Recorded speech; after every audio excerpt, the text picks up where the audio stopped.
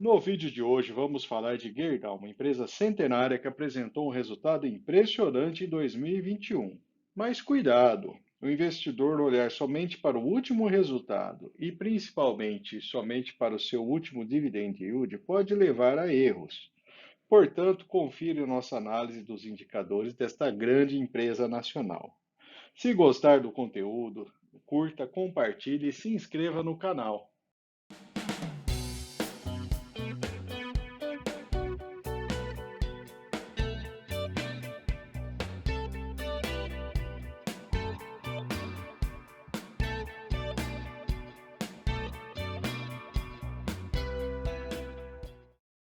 E vamos começar pela história da empresa. Em 1901, João Gerdau e seu filho inauguram fábrica de pregos em Porto Alegre, Rio Grande do Sul.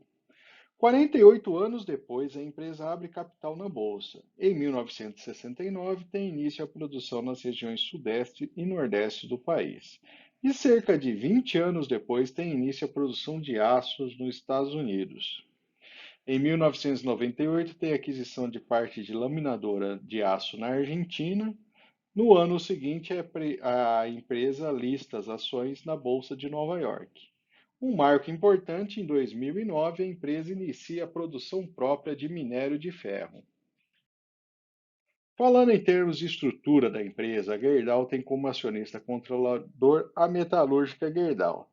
Além das operações no Brasil, a Gerdau possui operações nos Estados Unidos, Peru, Colômbia, República Dominicana, México, Uruguai, Venezuela e Argentina. A empresa possui ações preferenciais e ordinárias na B3, ações na Bolsa de Nova York e na Bolsa de Madrid. Já a metalúrgica Gerdau possui ações preferenciais e ordinárias na B3. A metalúrgica Gerdau controla mais de 97% das ações ordinárias da Gerdau.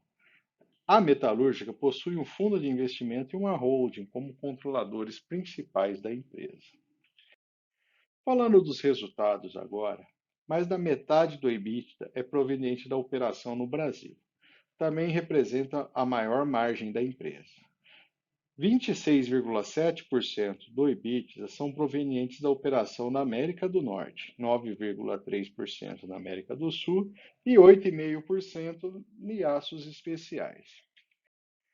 Neste gráfico, vemos o lucro da empresa nos últimos anos. Percebemos um aumento significativo do lucro em 2021, o que fez também com que se aumentasse significativamente o dividend yield da empresa. Em termos de payout, vemos que ele se manteve praticamente constante ao longo dos últimos anos.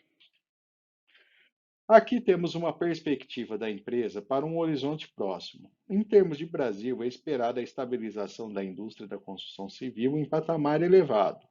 Já para aços especiais, a demanda do agronegócio do setor da construção civil devem garantir bom desempenho dessa área. Na Argentina, tem a previsão de manutenção de bons níveis de atividade de construção civil e agronegócio.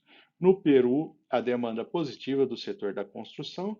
E, por fim, na América do Norte, há um cenário favorável com o crescimento do PIB previsto para 4% em 2022. De modo geral, me parece que a empresa segue com otimismo. Com a recente guerra e aumento dos preços das commodities, devemos acompanhar se essa visão de futuro tão otimista vai continuar ao longo da evolução do ano. Em termos de investimentos, a empresa realizou cerca de 500 milhões de reais a menos em 2021 e tem a previsão de aumento de capex em 2022, com esse valor de 500 milhões sendo incorporado no valor de 22. A maior parte desse gasto em CAPEX envolve manutenção das plantas, como podemos perceber em azul no gráfico. Três projetos merecem destaque da empresa: atualização tecnológica da aciaria do Canadá, investimento na planta de bobinas a quente de Ouro Branco e novo sistema de lingotamento contínuo em Pindamonhangaba. Nessa tabela, vemos alguns dados interessantes sobre a Gerdau. Sua venda em toneladas aumentou 11%, mas com os aumentos de preços do mercado global, houve aumento de 79% da receita líquida.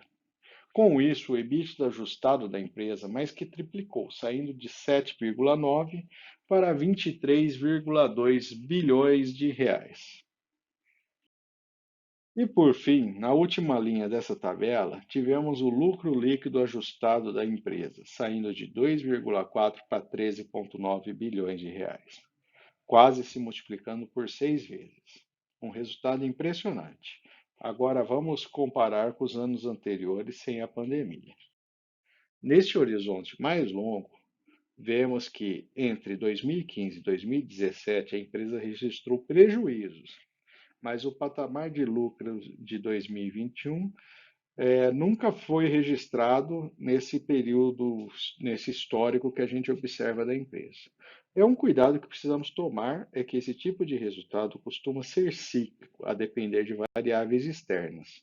Portanto, não devemos imaginar que a empresa seguirá nesse patamar de lucro por muito tempo. Com o lucro extremamente alto, a relação preço por lucro caiu para próximo de 3 vezes. Mas, como vemos, a variação desse indicador é muito grande de um ano para o outro nesse tipo de negócio. O ROI aumentou na mesma proporção do lucro. Mas quando comparamos com outras empresas do setor, vemos que o ROI ficou bem próximo e até um pouquinho abaixo do resultado da Uzi Minas, e ambos ficaram bem mais baixos que o resultado da CSN. A empresa tem sido uma boa pagadora de dividendos ao longo do tempo, mas somente o resultado de 2021 que a empresa conseguiu pagar dividendos bastante relevantes para o acionista. O payout da empresa tem se mantido pouco acima de 30%. Com um lucro alto, o dividendo evidente acabou sendo muito bom. E nesse gráfico vemos o dividend yield da empresa, que tradicionalmente tem sido abaixo de 5%. Percebemos que em 2021 foi um ano fora do histórico normal da empresa. Por isso, vale a pena um alerta para quem investe olhando somente os dividendos atuais da empresa. Vale uma reflexão: quanto tempo a empresa consegue sustentar esse resultado? E as variáveis, de fato, não encontram totalmente sobre a sua gestão, uma vez que estamos lidando aí com preços de commodities. Em termos de valor patrimonial da empresa, nos últimos anos tem sido um valor patrimonial crescente. Com o resultado positivo de 21, houve um aumento considerável no patrimônio entre 20 e 21. A relação preço por valor patrimonial está acima da média da empresa, que já apresentou resultados bem abaixo desse indicador. Como disse, o comportamento desse tipo de empresa é bastante cíclico e bem marcado, a depender das diversas variáveis. Em termos de dívida bruta, houve uma redução de 3,1 bilhões no último trimestre de 21. A alavancagem da empresa está em 0,3, um nível bastante saudável. Em termos de vencimento, temos um valor mais relevante vencendo somente em 2027.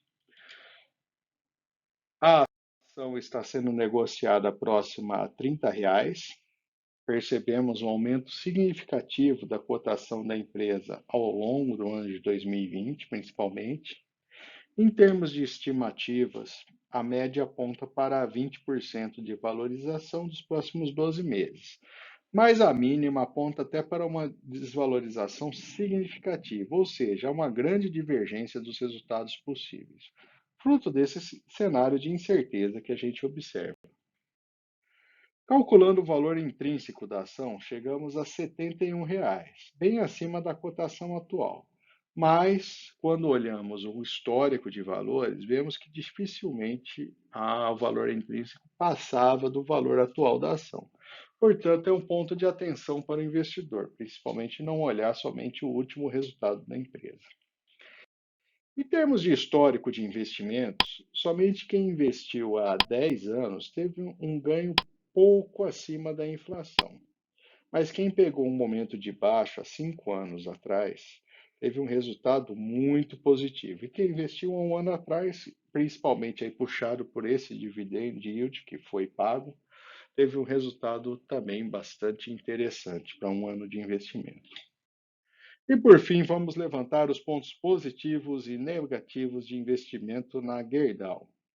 Do lado positivo, a empresa é uma empresa centenária, ou seja, ela passou por diversos momentos da história e no Brasil a gente tem poucas empresas que têm esse tempo todo, né, de atuação. O resultado de 2021, de fato, foi um resultado muito positivo. Parte da receita das operações da empresa vem de outros países, o que é um ponto positivo também, tem um certo nível, não muito alto, mas tem um certo nível de diversificação. Há estimativas otimistas para 2022 também. E do lado negativo, o histórico de dividendos sempre foi num patamar mais baixo, não representando um dividend yield interessante. O lucro de 2021 está inflando todos os indicadores que a gente olha, né? E aí fica uma pergunta que o investidor deve se fazer: até quando a empresa consegue manter esse patamar de lucros? Se a gente tivesse certeza, entre aspas, né, que a empresa seria capaz de manter por longos períodos esse patamar de lucro, diria que a empresa estaria barata, mas a gente só tem um ponto, né, com esse lucro exorbitante e os demais ali com valores menores e até prejuízos, ou seja, né, não temos assim uma convicção de que a empresa seja capaz de manter por muito tempo esse patamar. E os resultados dependem do preço de commodities e crescimento econômico, né, tanto do Brasil quanto de outros países, como Estados Unidos e alguns países da América Latina. Vale acompanhar as projeções dos mercados onde a empresa atua para avaliar se de fato é possível que a empresa tenha bons resultados e possa repetir bons resultados nos anos seguintes. Se gostou do conteúdo, curta, compartilhe e se inscreva em nosso canal.